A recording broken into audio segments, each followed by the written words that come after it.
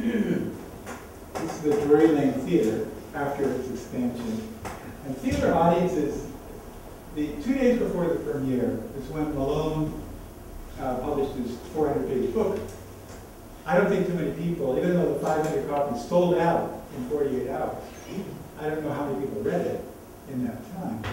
Malone was not a popular guy. He was a monarchist. He was scathing in the tone of his exposés. So if you read it, you think it's not the most persuasive thing in the world. But also, people looked at the theater in 1796 as a public space. It was so popular that when the theaters would raise their prices, it was considered a tax increase because everybody went. And every 8 or 10 years, there'd be a theater riot when they try to raise the prices. And people go through and smash all the furniture and tear everything. And there are whole books written about this. The audiences believed that they were the sovereigns. And they would decide if the play was Shakespeare or not. It would be a trial by fire. And Sheridan knew this, and that's sort of the proper thing. A critic was somebody who, like Malone, saw his job as to be to protect the newly literate English population from dangerous writings. Because suddenly there were all these explosions in printed matter, literacy increased, and you could read all kinds of seditious stuff. And he thought he was this gatekeeper. And a lot of people really resented that. He thought, who are you to tell us what to believe? So I don't want to go into too much detail about what happened next. This is the Drury Lane Theatre in 1787. Giving you an idea of what the audience is like. They weren't necessarily that attentive. It was a little bit like a party. There's a scene in Pride and Prejudice by Jane Austen where Elizabeth Bennet goes to the theatre in London when she's visiting her aunt.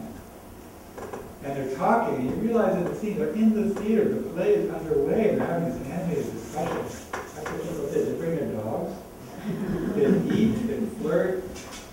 Sometimes they used to have sword fights.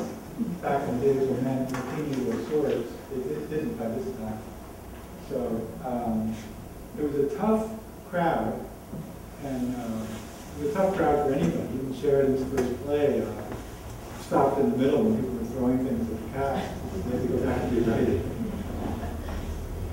Sometimes when we get to this point, this is 30 years later, but it's a great picture. We're all trying to get into this. So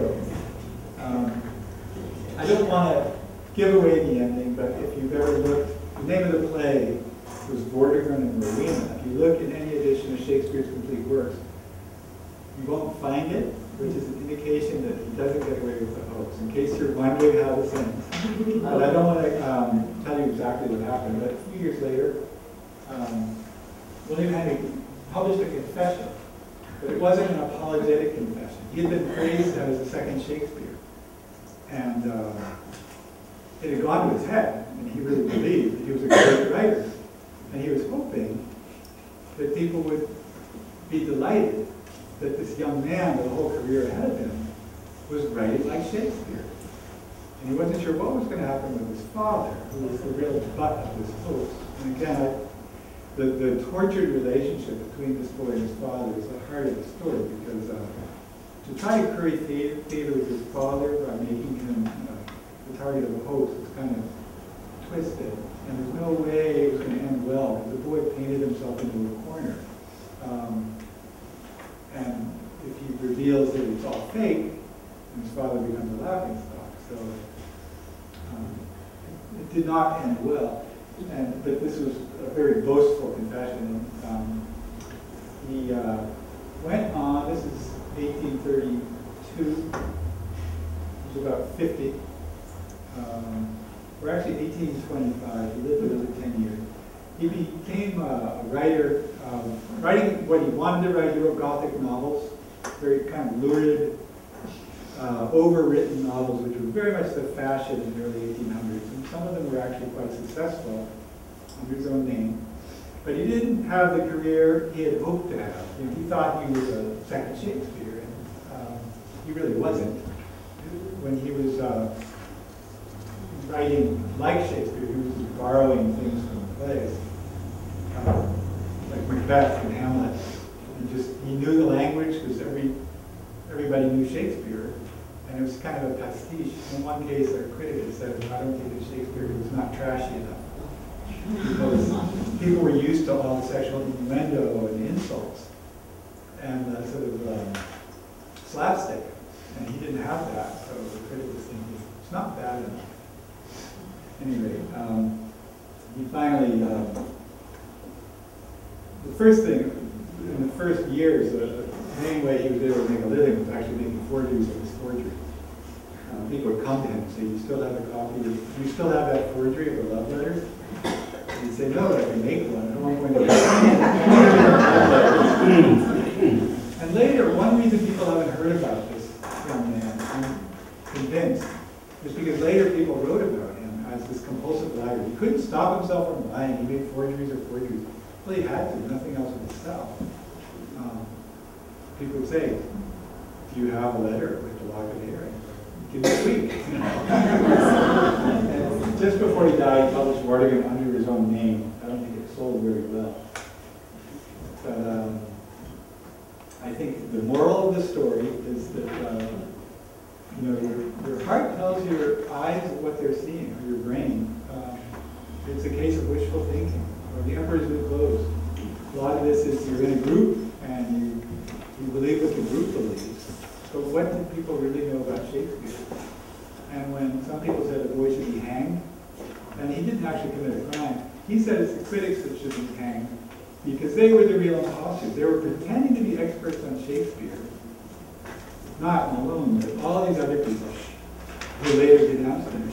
And he said they're supposed to be experts. Obviously, they don't know anything about Shakespeare because I was writing this beginner stuff that he later realized wasn't so good. And they were saying this is either from Shakespeare's pen or from heaven, stuff like that. So he became pretty big. I think that's the end. Yeah. Okay. Well, are there any questions? Because maybe I'll talk longer than I think. Yes. What is considered the first official or authentic biography of Shakespeare that is generally considered? Yeah, I think it's Rowe, R-O-W-E, in the early 1700s. But what Rowe did and others is collected legends. So things like that Shakespeare poached deer in Stratford and went to London because the king's men were after him. And that's just a made-up story. There's no evidence for it. And in fact, somebody in the mid-1700s actually went to Stratford and surrounding towns trying to gather information and couldn't find anything in 1750. And he was one of the first people to privately suggest that Will Shakespeare couldn't be the playwright. And then there were later things. I mean, Malone was going to write a really thorough biography, but he never got around to it. And lots of biographies, they come out every year, but they're not really biographies because there's just too many gaps. I know when Stephen Greenblatt wrote Will in the World, he's a famous English professor at Harvard, and Will in the World got on the bestseller list 5 years ago or 6 years ago. And the New York Times Book Review editor wrote, I'm not sure if this belongs on the fiction or the non-fiction bestseller list. Because if you look at any of these books that would have, should have, must have known about, surely knew that, probably, it's all speculation. So, as far as a real biography, there are none. I think that's the best answer. Yes? Obviously there weren't any laws in the English legal system that punish you for fraud or property crime. There were, but he didn't profit from this. And when the play actually was performed, Sheridan was at first excited. Then later when he sat down and read the play, a month later, after seeing the manuscript, he was struck by how unpoetic it was. But he didn't think it was a forgery. He decided it was probably a very young Shakespeare who had written it. But when he finally produced the play at Drury Lane in 1796, he left Shakespeare's name off the playbill.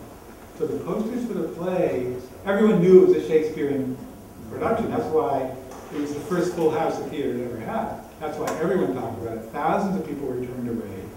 There was a mob outside. You couldn't get within 2 blocks of the theater because everyone knew it was supposed to be Shakespeare, but it wasn't officially Shakespeare. And the boy never made any money on it. But earlier in the century, forgery has become a capital offense. Because paper money had just been introduced around 1700, 1699. And there were a lot of people forging money, and they were getting hanged every year. And in fact, William Henry didn't make his own ink. He didn't take ink and add water. He did that first, for the very first attempts. He took it to a binder's shop right next to where he worked. He was very open with what he was doing. It's amazing. And a young man in the bindery shop, a journeyman, said, "Well, that doesn't look good. Let me give you some ink." And he mixed 3 kinds of acid and frothed, and he said, "That'll be a shilling." Well, William Henry Ireland wasn't the first person to walk into that shop planning to make a forgery. And the century's been called the age of forgery. But to do what he did wasn't technically a crime. Some people thought it should be. And I think today, if you were to forge Shakespeare, I'm not sure it would be a crime. I think it would be. It definitely would be. Yeah. And I think one thing that's, well, any other questions about Shakespeare or William Henry Ireland? Okay. Thank you.